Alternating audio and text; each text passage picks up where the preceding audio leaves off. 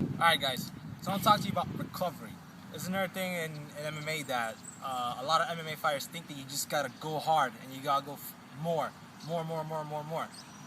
And that's, although with MMA specifically, you gotta be able to do, have a lot of work capacity, right? You gotta be able to spend a lot of time working on your different martial arts skills and your strength conditioning at the same time. But you also gotta remember that all that stuff, whatever activity you do, all that is what you call a stimulus, all right? All you want to do is just enough and then recover from it. Because just like if you're trying to build a muscle, right?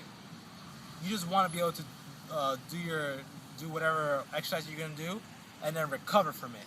Because the gains that you get from whatever you're doing does not come from what you're actually doing at the moment. It comes from doing your thing and then recovering from it. It's that recovery phase. It's why they say that you gotta be able to sleep early, you gotta eat right, you gotta be able to recover from whatever you're doing. If you don't recover from what you're doing, you're gonna get burnt out. You won't be able to get as good results as possible. So you gotta make sure that whenever you're training and whenever you're doing your skill work, you gotta make your program that you could combine the two without burning out. You gotta be able to, if you can't do, if you're just starting out, right, and then you don't wanna be doing like everyone else is doing, which is like 2 workouts a day, 6 days a week. You're gonna get burnt out in 2 weeks, if even.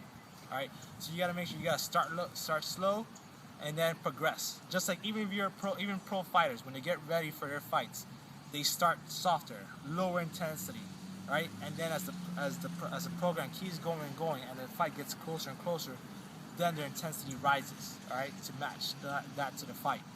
That's why you gotta. And recovery is such an important part to it that without the recovery, there is no program because you're not gonna be able to do anything with it, you know.